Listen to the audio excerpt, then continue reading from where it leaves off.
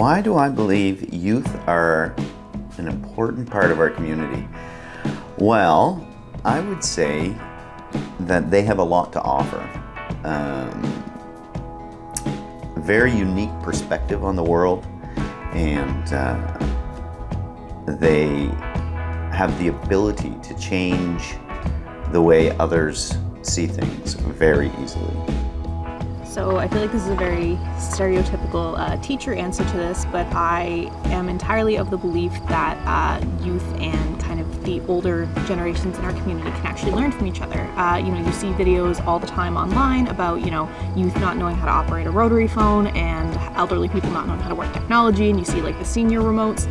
And I think that it would be mutually beneficial if, the young people bring in knowledge about kind of the newer applications of the world around us. So they're the ones who kind of know how to work the smartphone. But then I've also met lots of kids who don't know how to sew rips in their pants. And, I'm sure that there are lots of elderly people who could probably teach them. So I definitely think that intergenerational learning is a huge benefit of having youth here in the Valley.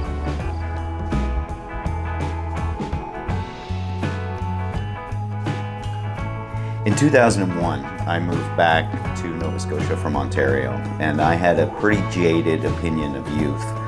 I thought they were the bane of the world. And then I came back and I started an outdoor adventure program with a good friend of mine. We developed an outdoor adventure program, and I had the opportunity to hang out with some high school age kids. And they truly changed my perspective on the youth of today, and actually set me on a path to work with youth for the rest of my life. So I'd say that was incredibly impactful. Just getting to know youth and where they were at, and that just changed my whole perspective. So during my first teaching practicum, I had pet fancy rats, and when you tell people you have pet rats, there tends to be a huge range of reactions. If they're not frightened of rodents, then they're very receptive, but I've had people be like, "Ew, oh my god, that's terrible," and it's always been a little heartbreaking for me because the rats are my babies and I love them. But anyway, during my first practicum, I brought in one of my pet rats to see my students who were third grade, so about 8 to 9 years old. And I just remember the absolute kind of just empathy that they showed towards me for loving this little creature, that they showed towards the rat himself, whose name was Adore.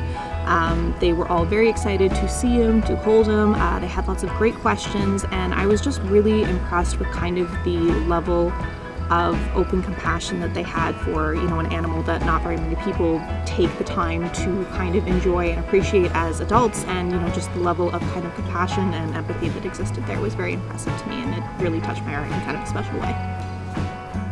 I think probably to make youth feel like they belong in community in general is to just listen and hear them and engage in actual conversation with them. Get to know who they are, get to know what they're about. I don't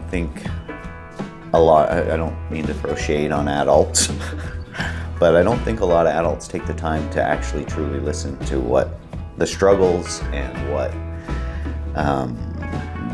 what the things that are important to youth are happening in their lives. Just get to know them, just get to know who they are and listen to them as people. I definitely think that keeping the lines of communication open is probably the best, and just really listening to each other.